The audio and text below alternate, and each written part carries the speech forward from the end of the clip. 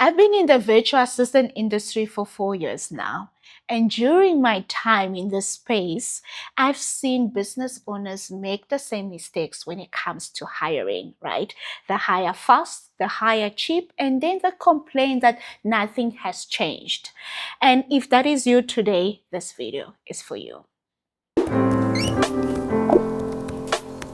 Welcome back to the Art of Virtual Assisting with me, Stephanie Lopepe, your host and the founder of Virtually Steph. Please do remember to like, comment, and subscribe if you're watching on YouTube. And if you're on Spotify and Apple Podcasts, I would encourage you to follow the channel. All right, today we're going to have an honest conversation concerning hiring problem in the virtual assistant space, right? And I want to close the gap between what the business owner expects and what the virtual assistant is currently experiencing. The number one mistake business owners make when they hire is that they hire for price instead of fit, right? So as a business owner, you put a post and be like, virtual assistant needed. Multiple people apply and you take the cheapest options because we are service providers. You probably get our rates, right? You compare prices and you take the cheapest option, right? The problem is that when you are transacting between operation support or just basic virtual assistant, right? It is more of a partnership, right? So pricing should not be the first thing you are looking for, right?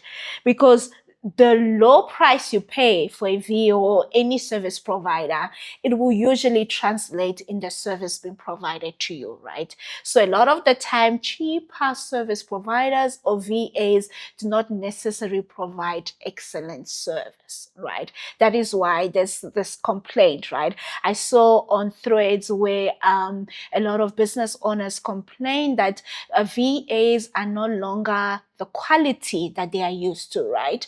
And then people would ask them, how much are you paying for it? And then the price they're stating is reflecting of the complaint that they're having. So cheaper option is not necessarily the best option. So I would encourage you to take a look beyond pricing when it comes to hiring a virtual assistant or a service provider. Second thing is that business owners, they don't know what they actually need. Oh my word, guys. I remember one of the few conversations that when we started this channel is that business owners really don't know what they need. Right? So if you don't know what you need, how do you expect your virtual assistant to know what to do? Right? So business owners, before you hire a VA, you actually need to have all your needs and wants together, right? You need to have everything. I always say that VAs cannot help you scale chaos, right? So you already need to know what is happening in your business. You already need to have some form of system in your business. You already need to at least have some form of documentation on certain expectations and certain tasks that needs to be completed. Because if you don't know what you need, I promise you, you are going to hire multiple VAs and nothing is going to change, because the change starts with you. Do you know what your business needs? Do you know what the different departments in your business need? Do you have any documentation? Do you have any expectation listed out? When that is not done, your VA will struggle to execute the basic task and you end up doing the work yourself, right? So yeah. If you don't know what you need, your VA is definitely set up to fail from day one. The third mistake is that business owners, they expect the VA to read their mind. Guys, that is literally impossible, right? I remember when I was in the corporate space, I used to be in sync with my employer, right? So I could anticipate what they need. I could, help other department figure out a problem and stuff like that, because I already knew the business in and out, right? However, a VA is new to your business, right? Especially when it's a new hire. They don't know how your business operates, right? So you have no onboarding process, you have no SOP documented, there's no clear line of communication, you are setting up your VA for failure. Right? So if a VA doesn't know what's going on in your business, they don't know how things are done, they cannot read your mind, right? So I would encourage that before you make the hire, that you have clear expectation listed. Like I said earlier, your own onboarding process needs to be working, right? And if you don't know an onboarding process, incorporate AI to help you figure out a practical onboarding process, right? The basic principles are the same, whether it's a big business or a small business, right? But you need to have some form of documentation for your VA to follow, right? So a great VA can adapt. However, we cannot perform out of context, right? So I just can't start a to-do list. No, you need to communicate. What is your expectation? What you need the VA to do? And you need to have some form of process already in place for the VA, right? And one thing is for sure, if your onboarding process is incorrect, you are not going to have a successful hire. Right. And I can even tell you that if your onboarding process is incorrect, that hire may have been a perfect fit for your business, but because you don't have anything documented on how to do things, you are going to lose your best hire, right? So remember, fix your onboarding process, have some SOP, have clear line of communication, and of course, hold their hand throughout the process, right? If your VA has only been with you for a couple of weeks, it is okay for you to help them figure out how they can complete their best work, right? Don't just leave them to their own device and expect excellent service. All right. The last mistake is that business owners, they transact, right, instead of partnership, right? Yes, we are a service provider. However, in order to have the best experience with your service provider, you need to look at it as a partnership, not a transaction. Right. So yeah, of course, I'm providing a service and you are paying for it. Yes, it's a transaction, but I've seen the best clients that I've worked with saw me as a strategic business partner, not just as a service provider. Are you an established business owner trying to optimize productivity, enhance efficiency, and free up valuable time for strategic priorities? I'm Stephanie, your virtual assistant solution. And I bring over 10 years experience in business management, operation support, and event coordinating. And I would love the opportunity to earn your business. Click the link below and book your discovery call today. Right?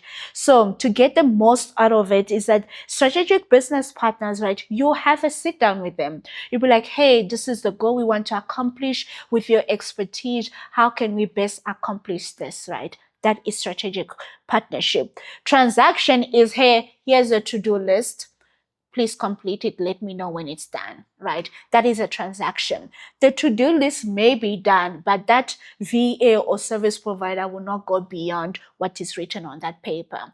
But in a partnership, there's some form of ownership, right? There is some form of work relationship between you, the business owner, and the VA.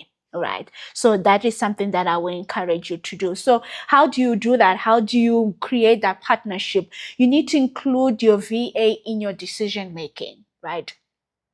My favorite client, right? What she does is that yes, she brainstorms, etc., but she will include me in that process, right? Be like, hey, Steph, this is what I'm thinking of doing for this specific department. These are the projects we have. What is your take? And she will tell you, I'm a number one supporter. Okay, I'll be like, yes, I love this. Let's add this, add that. I saw this with another business. Maybe let's incorporate this. Oh yeah, this team member is best person to lead this project, etc. So you are adding them to your decision making and you are valuing their feedback.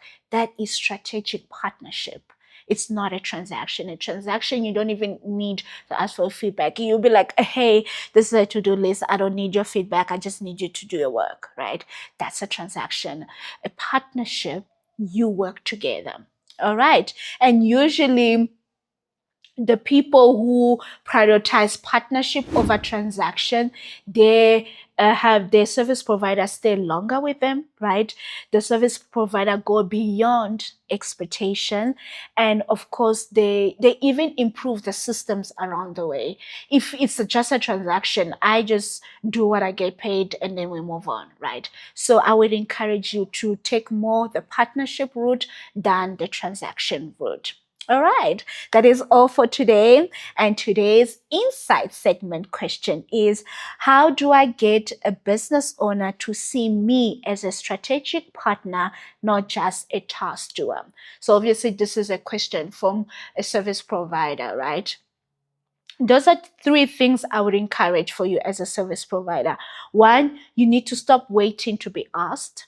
Two, you need to communicate well. And three, you need to show up prepared. So when you stop waiting to be asked, what does this mean? That you already know what your client needs because you were already in the strategy meeting, right? So instead of you waiting, you can already come up with solutions that have to do with you first as a service provider, right? Come up with suggestions. Hey, we can do this. We can do this. By the time the client gets to you, right, you already know what they need, right? And like when the clients ask a question or they have a problem, they need assistance, we'll be like, actually, I already started working on this, and I think it to be a perfect solution for the issue that we are currently facing, right? So you're not waiting, you're already proactive, you're solution driven. And in terms of communicating well, right? Communication is incredibly important, right? We say that for relationship, it's the same thing in business, right? So as a service provider, you need to be able to be proactive in your communication. Keep your client updated on the work that you are doing, right?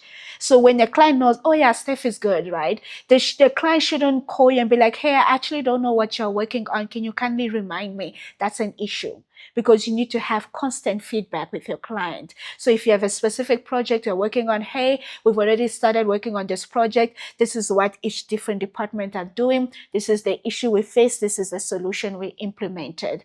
That is all. CEOs don't have time to hold your hand, right? They expect you to be a competent service provider, and competent service providers communicate well. And lastly, showing up prepared. Listen, don't be in a meeting and you don't know what's happening, right? One of my coaching clients, she's a public speaking coach, and one of the advice she gives is that you need to ask for the agenda before a meeting. You actually need to ask, hey, what is the meeting about? So that by the time the meeting happens, you are already prepared.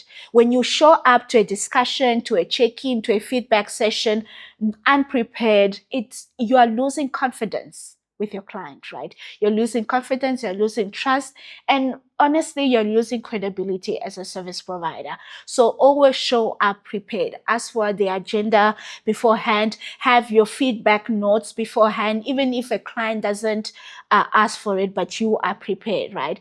Even sometimes, I remember last week, a client had asked for a specific meeting minutes, right? I didn't actually ask which meeting minutes, because oh my word, guys, I'm always in meetings, right? So I just sent the head of department meetings to just hey, this is what we've been discussing, etc. And the client corrected me, oh, actually, I'm looking for this minute, but thank you so much, I actually know what's going on with this department, right? So that is somebody who's prepared. Always have your notes ready on hand in order to give the feedback once it's requested. All right, so thank you so much for joining me today. Let me know, which of these mistakes do you resonate with the most? As business owners, I hope this was the honest conversation you needed, right? And as service providers, take notes of what I just listed and incorporate it in your business. And I promise you, your clients are going to love you moving forward. All right. Until next time, bye.